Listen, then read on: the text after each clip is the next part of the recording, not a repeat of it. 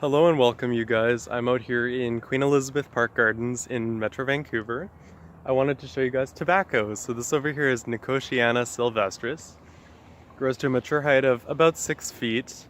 It likes it really wet in the soil. It likes really heavily fertile soils, and it likes really warm air currents. So it likes for its roots to be kept cold, and it likes for its top foliar parts to be saturated in full sun and quite warm. So this over here is an ornamental plant. Of course, you could, tobacco, you could harvest the leaves if you wanted. I just want to give you guys a huge disclaimer that consumption of tobacco is not healthy for you. Even though it's historically throughout civilization been a huge facet of our, I guess, dietary pleasures. It's not actually healthy. It can cause oral cancer. It's just not something that's really necessarily a good thing to supplement in your diet, and I do not recommend ingesting it. But as an ornamental plant, it's very beautiful. Has these really crazy long flowers. It has what's called a fused corolla, so all of the 5 petals are fused together. This is Nicotiana Silvestria, so this here is the pure white one. They also come in pinks, they come in dwarf varieties, but those ones there don't really have the same authentic tobacco properties. So the main primary pollinators of tobacco plants are moths. They produce the most fragrant blooms in the middle of the night.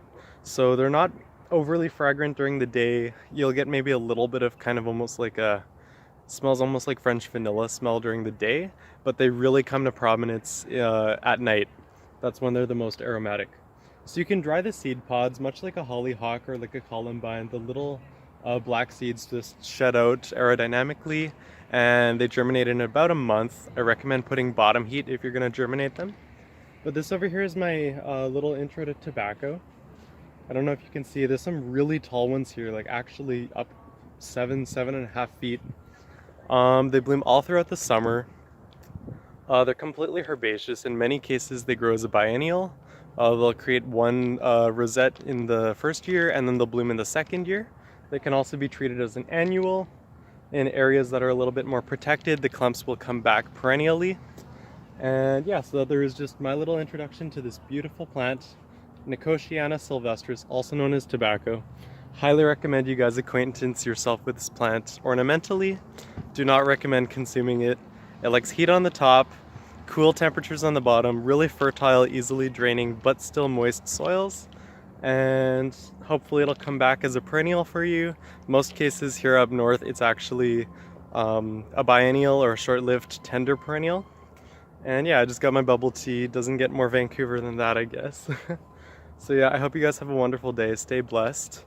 And I hope you guys get to see tobacco firsthand in person, because it's a really truly striking plant.